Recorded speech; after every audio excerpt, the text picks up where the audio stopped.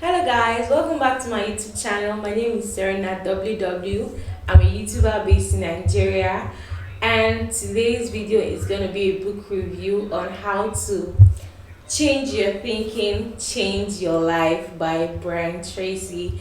And also I'm a YouTuber that talks about productivity, lifestyle and law. So let's get into today's book review. Talk about the author. Who is Brian Tracy? So Brian Tracy is actually an author that involves himself in countless number of books. Brian Tracy is one who is known for his vast contribution to the training and mentoring of several young persons, old persons, and the likes.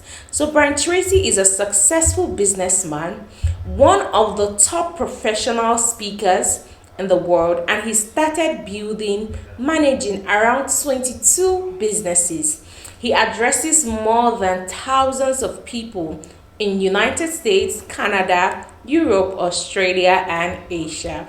Brian Tracy is known as a keynote speaker in seminars, talks, and has been tailored to channel and influence his audience.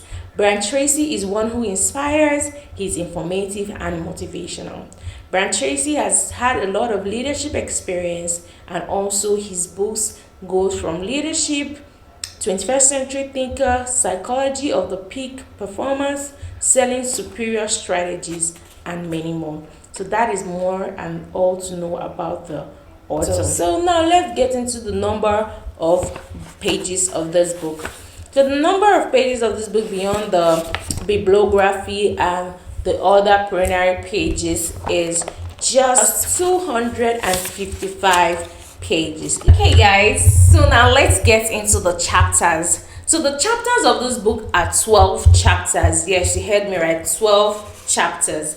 And first of all, it begins with an acknowledgement, introduction, the 12 chapters, ends with a summary and conclusion, then the bibliography and the in-depth advanced coaching of the author and about the author.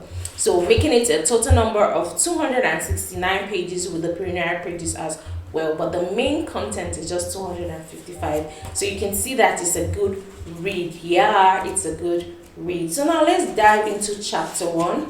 Chapter 1 basically explores changing your thinking, looking beyond the perspective, the general perspective that you have, changing your mind, making your mind a clear tabula rasa for making new things come in. And he explored the opinions of philosophers. He explored the opinion of many philosophers in his book, where he talks about you are a magnet, your choice, your thought, choose your thoughts, and the likes. He talks about the blank slate. If you notice in the blank slate, you will see some of my underlines in the blank slate. I don't know if you can see them. Even on this other side. I just hope this thing focus and you can see them. So then he talks about the first impressions are lasting. He talks about you are born unafraid. You were born unafraid. That is what he talked about. And if you notice, you will see my underlines as well. Then also he talks about the need to be loved. And if you see that, you see my underlines as well. He talked about the conditional love. He talked about the double rates of failure. And just basically about how our mental health is necessary, your minimal self-concept, and the need to change your beliefs. Because when you change your beliefs, you realize that you're able to change your thinking. You do not think like the normal person. You think above the normal status quo. You understand me? So that is why it's important to always change your thinking. So let's move into chapter 2. So chapter 2 talks about changing your thinking. Yes, you heard me right. Changing your thinking. He quoted Norman Vincent, where he said, if you paint in your mind a bright picture and happy expectation, you put yourself in a condition of conclusive to your goal. So now he said the way you think and feel about yourself, including your belief and expectation, is what is possible for you.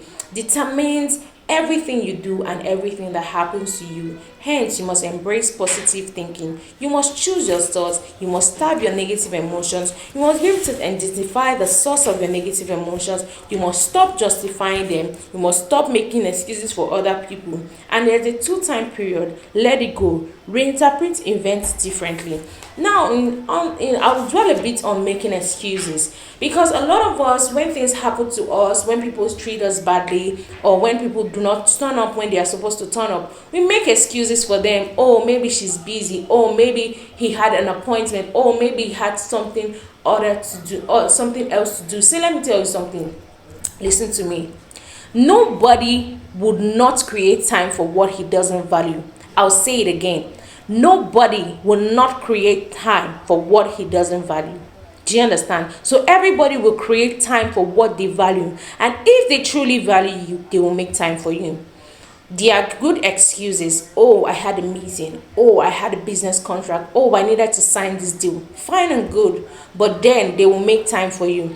There was a video I watched one day when a man was on an interview and his wife called him. And when his wife called him, do you know what? He stopped the interviewer and he picked up the call and said, "Hello, honey, I'm at an interview." I know some people will say, oh, he could have just texted her, he could have just sent her a message. But because of the value and the respect he has for the wife, he was able to say, "Interviewer, please wait, because I know that by the time I'm done with this interview, I have to return to home." So he was able to stop that interviewer and pick up his wife's call. So to tell you that, don't make excuses for people. It is a wrong place to put yourself. I'll say it again. Don't make excuse for anybody. It is a wrong place to put yourself. Everybody has what is more important to them, and if you are important to them, if you are valuable to them, they will not make an excuse for you or an excuse not to be with you at the time. Am I trying to disregard the fact that there are genuine times where people are not available? No, I know there are genuine times when people are not available, but then they will reschedule. So now, the opinions of other people, do not let the opinions of other people matter to you. Trust me, when those people do not have a right to your life, they can't form an opinion about you. And when they form an opinion about you, and you know it's the wrong opinion, you shun them off, you bluff them. Because let me tell you the truth, what God says about you is more important. I always tell people, always live your life by the Bible standard. As far as this is what the Bible says about you, whatever anyone thinks about you, it's their business. It is what the Bible says about you. That is who you are. It is not what your teacher tells you. It is not what your lecturer tells you, or even your friends. Okay, am I trying to say that there is nothing like constructive criticism and there is no room for that? There is room for constructive criticism, but then you must know who and whose criticism to listen to, because when you listen to everyone, you become a sheep without direction. You become a sheep without shepherd. And at the end of the day, you will go astray. Trust me, you don't want to be in that situation. Now, set your standards. Tracy also talked about setting standards. As a lady, as a guy, you need to set standards. Because trust me, when you are now an object for everyone, you will be used for everyone. And not everyone will be able to value or appreciate you. Choose your role models with care. That is another thing Tracy pointed out in his chapter 2. The worst negativity and worst influence that can come from anyone is the role models you choose. So choose your role models carefully. No one is guilty. Everyone is still learning about life. So accept responsibility. Make sure you are able to distinguish the results you get in accepting responsibility, the power of forgiveness. I know there are a lot of instances, a lot of situations where we feel like, I need to come closer for this. There are a lot of situations or instances where we feel like, oh, we cannot forgive this person. What this person has done to us is unforgivable. Trust me, there is nothing that is not forgivable. Everything is forgivable. You just need to ask the Lord for grace to be able to forgive such person. It is difficult, it is hard, but you need to ask for grace, because A lot of people will offend you. Even as I'm talking to you right now, people have offended me during my university days, my secondary school days, and the likes. But what did I do? I did not let that hold me. I was able to what forgive, because even our Lord Jesus Christ was able to forgive us even when we sinned greatly against him, and he even died for us. Now, Brian Tracy in chapter 2 explored other paths to forgiveness. He said it takes two to forgive. And he said you must choose the people to forgive. You must create a close personal relationship with them. And also you must clear your slate. Set yourself free. Because when you are holding someone in your heart, when you have somebody in your heart, you are bound in shackles. You are bound, you are in bondage, because whenever you see that person, there's something in your heart that just skips. So this video is a sign for you to let that person go. Yes, it is a sign for you to let that person go, because so that you can free yourself, you can live life again, you can be free, you can be happy, you can be truly happy. Because he said when you truly live life is when you truly forgive. Do you understand me?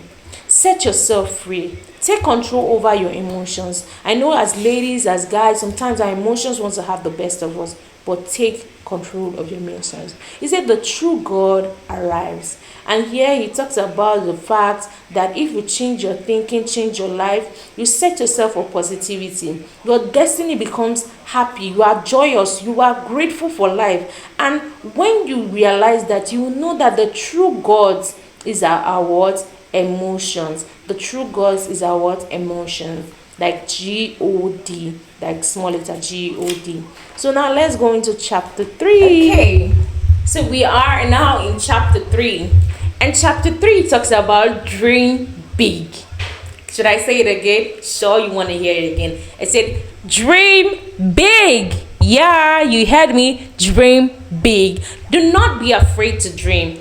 John, in this book, in Brian Tracy's book, he cited John. And John said something. He said, dream lofty dream. And as you dream, so shall you become. Your vision is the promise of your vision is the promise of you shall at the last unveil.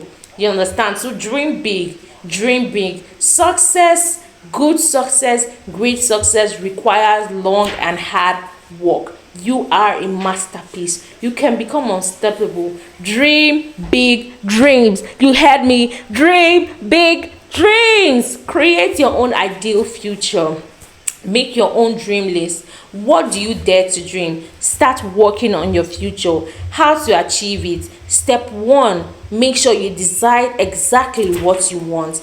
Step 2, make sure you write down your goal. Step 3, be willing to pay the price. I just finished from the Nigerian law school, and I'm about to be called to the Nigerian bar, and I paid the price of sleepless nights, of drafting, of the likes. I paid the price, and the ultimate reward is passing the bar finals. My family is proud of me. Everyone I know is proud of me. My friends, my loved ones, they are proud of me because I was willing to pay the price. Step 4, make a detailed plan. Step 5, take action. Take what? Action.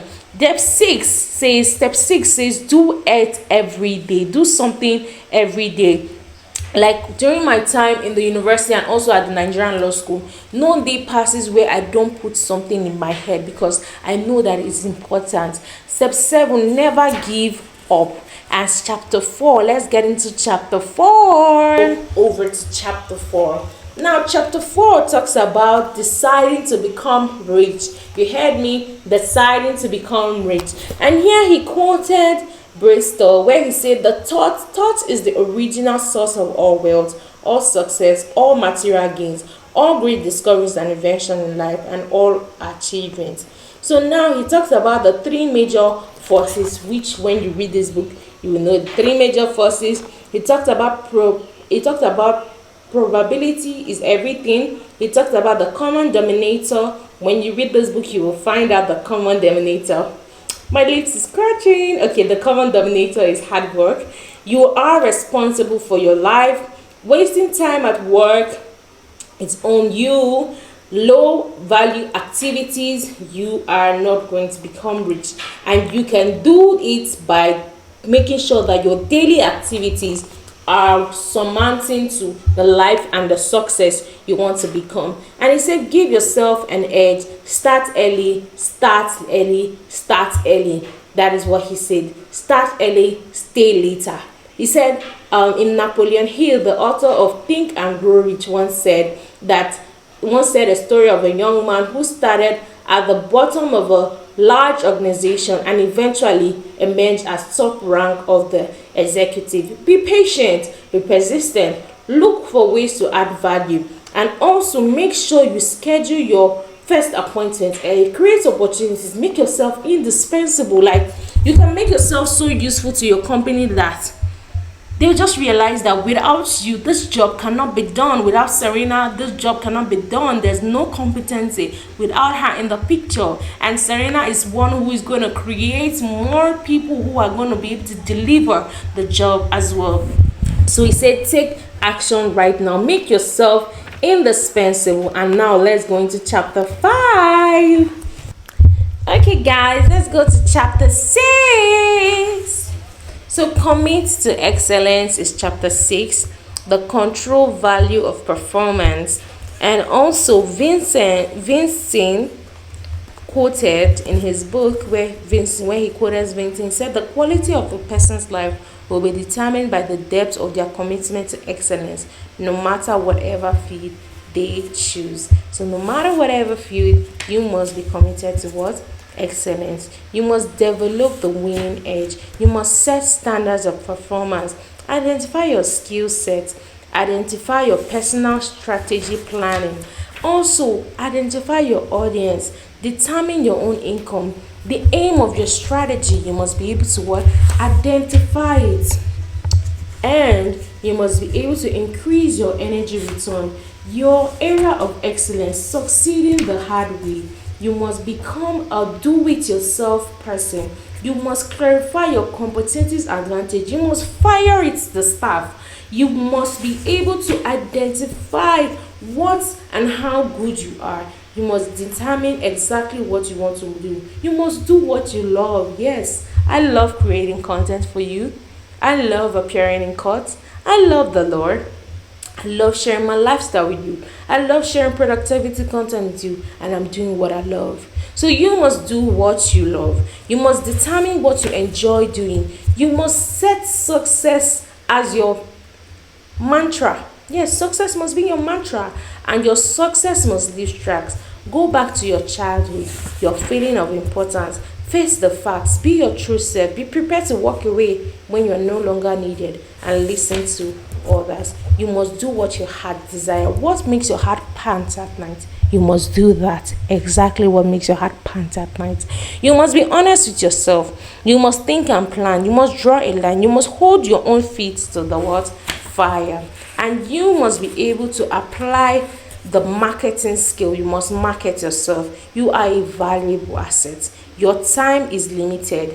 You are trading your time when you are trading your life when you are trading your time. And that is why when you waste your time, you waste your life. Yes, you waste your life. So you must market yourself. You must specialize in your field, and you must set yourself apart. What makes you stand out? What distinguishes you? You must be able to what? Identify it. Now, you must be able to ask yourself hard questions. You must be able to ask yourself hard questions, and you must know that you are extraordinary, and you must learn to leave nothing by what? Chance. Now let's get into chapter 7. Yeah, you heard me right. Chapter 7.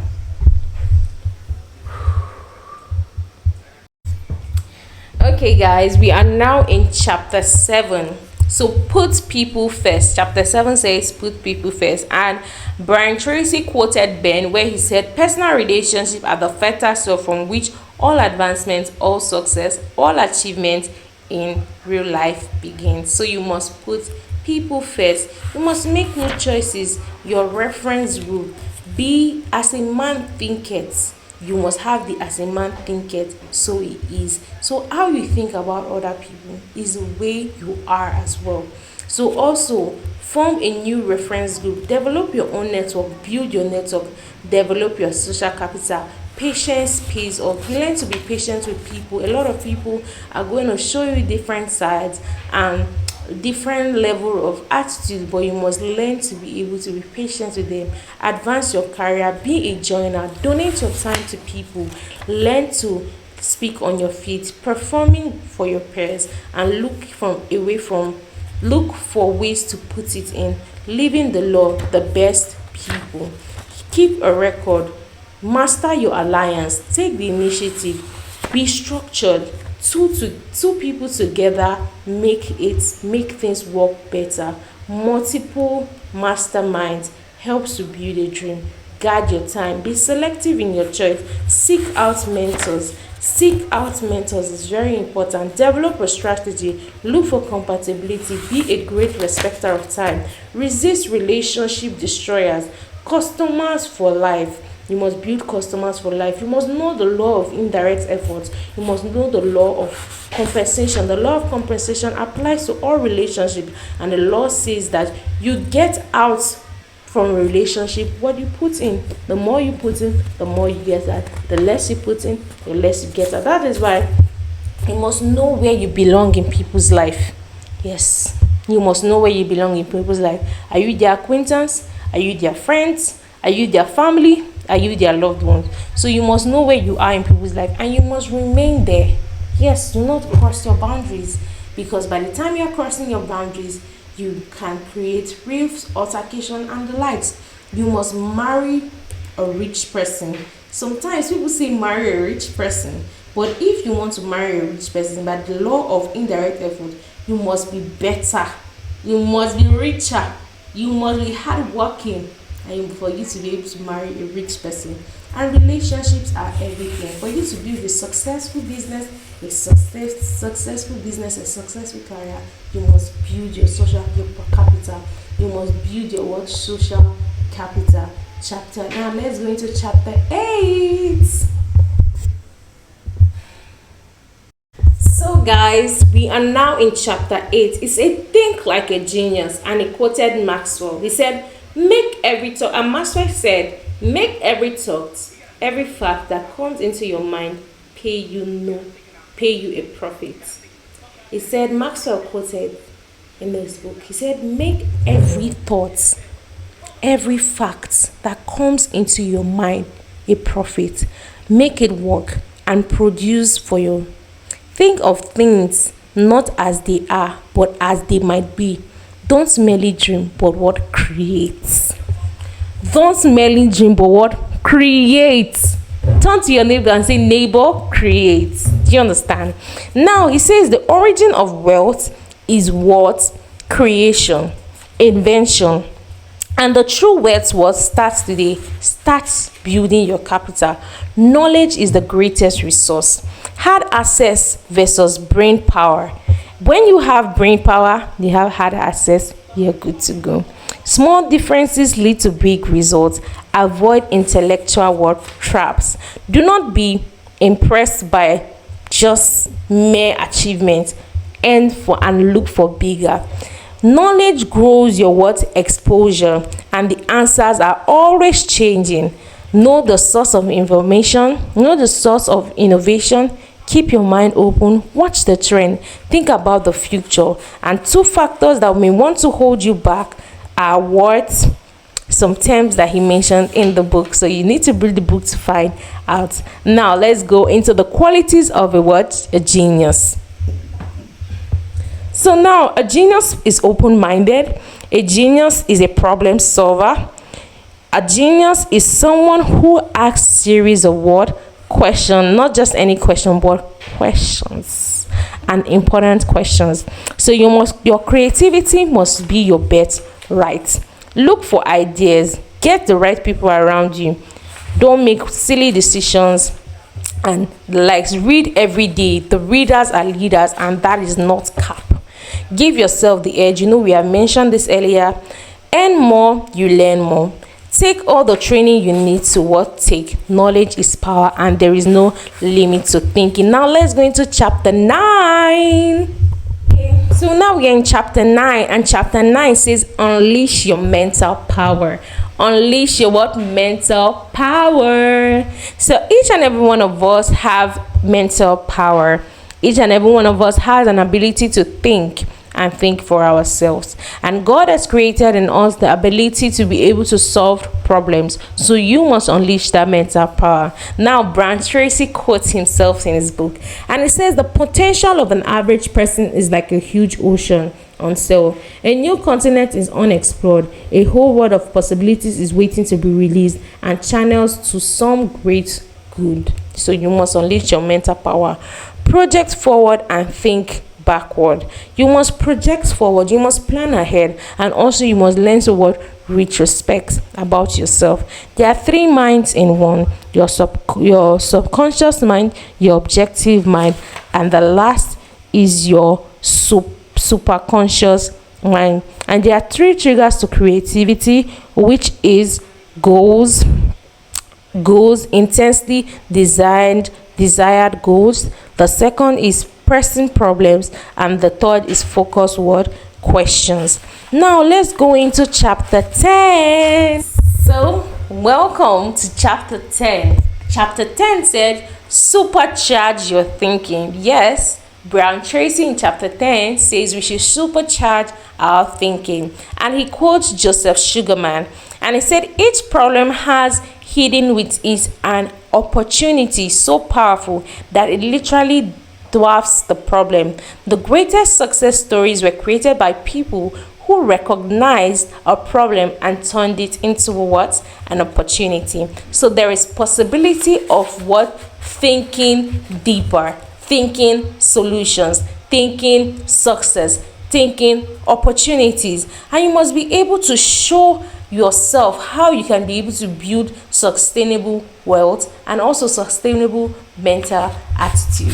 Now let's jump into chapter 11. Okay, so we are now in chapter 11, which says create your own future. Here Tracy quotes Mark, and it says the miracle or the power that elevates the few is to be found in their industry, application, and perseverance under the prompting of a brave and determined spirit. So in creating your own future, you must be determined. You must decide that you are moving beyond the status quo. You must be able to clarify your vision, choose your careers, think ahead, and also be positive in your thinking. Now you must be able to think your goals, think achievement, and also determine the factors that affect it. Now the last and final chapter, drum rolls. Are you excited? Because I'm excited. We're in chapter 12. Final chapter. Yes, we are now in chapter 12, and chapter 12 he quotes Wells, where he said the only true measure of success is the ratio between what we might have done and what we might have had on the other hand, and the things we have done and the things we have had of ourselves on the other hand. So he talks about the happiness is the supreme goal, and it talks about accepting people the way you are, focusing on value, and also he talks about speaking on your feet and other things that he has mentioned earlier. So if you know that you stayed to the end of this book review, thank you so much.